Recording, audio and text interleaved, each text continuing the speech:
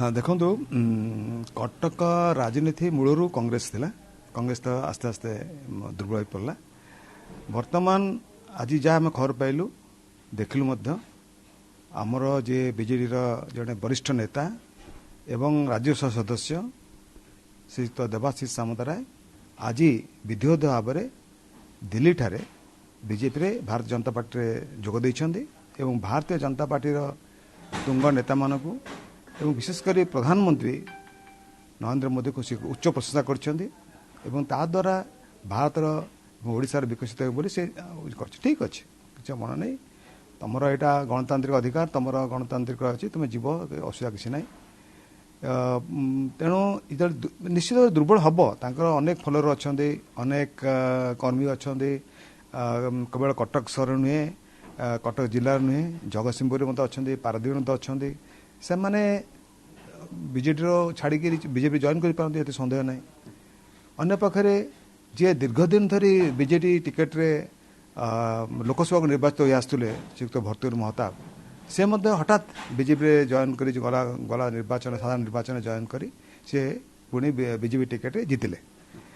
तेणु कांग्रेस अवस्था कौन है प्रभात त्रिपाठी छाड़िले त्रिपाठी को बहिष्कार कराला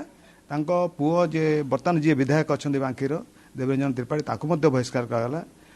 जी कटक चौदार जो थिले विधायक थिले जे प्रभात विश्वाल ताकू डिसमिस कराई बहिष्कार कराई पुओ को निलंबित कराई तेणु बर्तमान जो स्थिति बीजेडी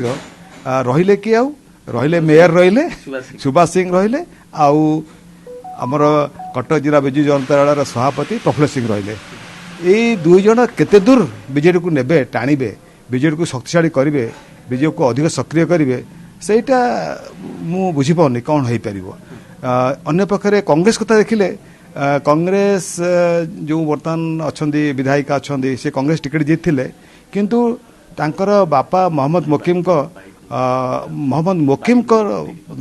ये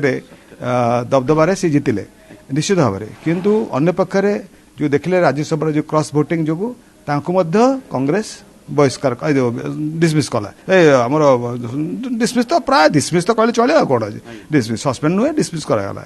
तेणु ए प्रकार परिस्थिति रे गोटे कटक जिले विशेषकर कटक सहर रे गोटे गोटे अति चमत्कार सिचुएशन स्टेज राजनीति क्षेत्र में कौन हम गोलमेला परिस्थिति पूरा गोलमेला परिस्थिति देखु बीजेपी देखो समीर दे सत कथा कहूँ आज भी कहूँ जे समीर दे दलटा को बचाई रखते से मंत्री थिले विधायक थिले एवं कटक सहर जड़े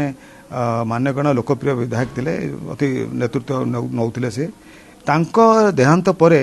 वर्तमान आउ सेभली नेता आउ नाहाती आमे आशा करथुलु जे डाक्टर पूनम महापात्र आसीबे एवं जेहेतु से बीजेपी उपसभापति अच्छी राज्य स्तर रे से मध्य कथातर निर्वाचन रे विधायक पाई निर्वाचन लड़ी थिले किंतु बीजेडी जो माने छाड़ी जन ताकू नहीं कि फायदा नहीं परियो हां नब तो निश्चय किंतु कहांती मु तो देखि पाउनी किछि के नेतृत्व के नब बीजेपी रो नेतृत्व नेले सिना कि गोटे सक्रिय होकर से एकाठी कले जो मैंने बीजेपी अच्छा कमियान अच्छा जो उन्नति कमी से एकाठी कले बसैले आलोचना कले जाए हम देख भर्तृहरि महताब शुणु मु मना करनी भर्तृहरि जड़े विशिष्ट नेता जड़े सांसद एत सन्देह ना किंतु लोकसंपर्क कौन अच्छी लोकसंपर्क किसी ना तो विशेष लोकसंपर्क ना सत कथा कहूँ यहाँ मो खाली मो मत नुहे यहाँ कटक सहर जिते कटक सहर कौन कटक जिला सब से मत फायदा नब केमती नब मो कह कथा हूँ नवा उचित